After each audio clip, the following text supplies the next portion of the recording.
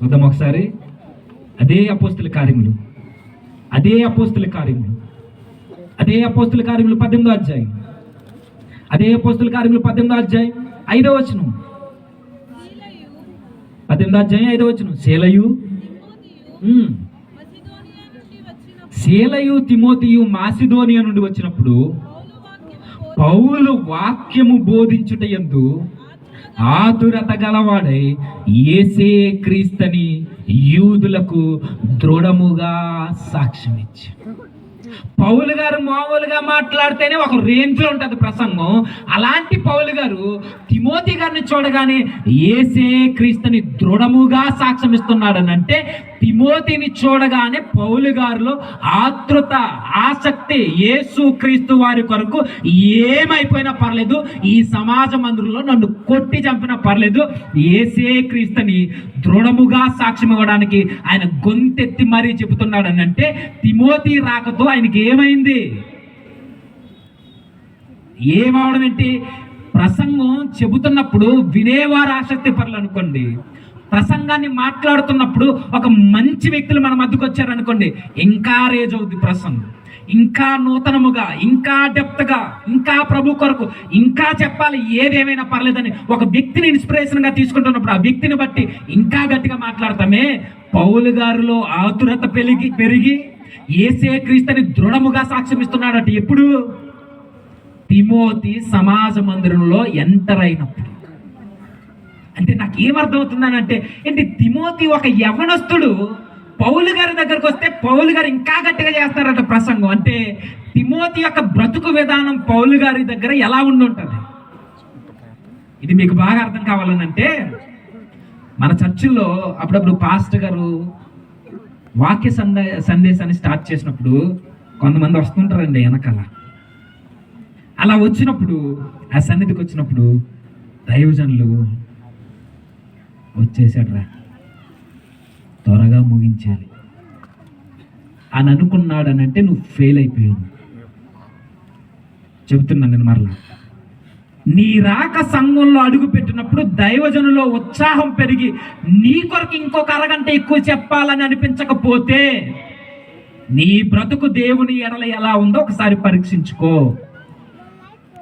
దేవుని వాక్యం వినబడుతున్నప్పుడు వెనకాల నుండి సనుగులు వినబడ్డాయి అనుకోండి, ఎప్పుడు ముగించేస్తే బాగుంటుందా అనుకుంటారా దైవజనులు.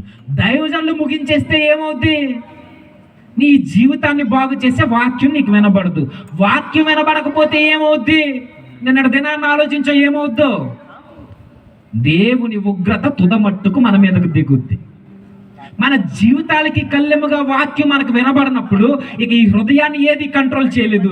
ఈ హృదయాన్ని కంట్రోల్ చేసే వాక్యం ప్రకటిస్తున్నప్పుడు నీ రాక ఇంకా సంఘంలో చెబుతున్న వ్యక్తికి ఉత్సాహాన్ని ఇవ్వాలి, నీ కొరకు ఇంకా గట్టిగా చెప్పాలి, నిన్ను చూసి ఇంకా ప్రభు కొరకు ధ్యానించి ఇంకా లోతైన విషయాలు చెప్పాలనిపించాలి. నువ్వు రాగానే వచ్చాడు రా బాబు అనుకోకూడదు.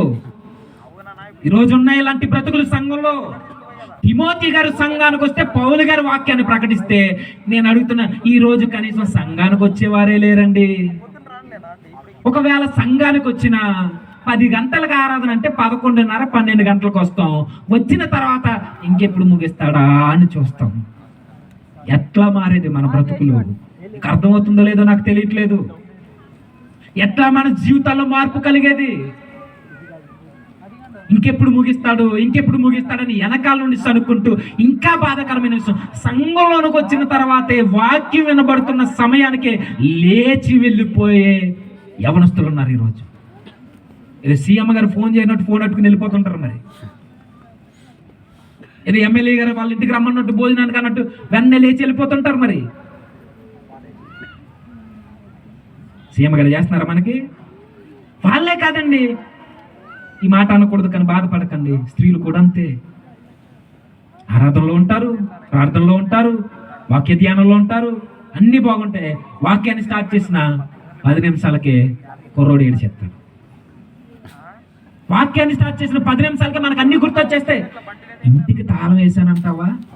వేయకపోతే ఏమవుద్ది? లక్షలు రాసావా? Gas stove కట్టానంటావా? అన్నం దించానంటావా? ఎంత వండేసావు? 50 కేజీలు మూట వండేసావా?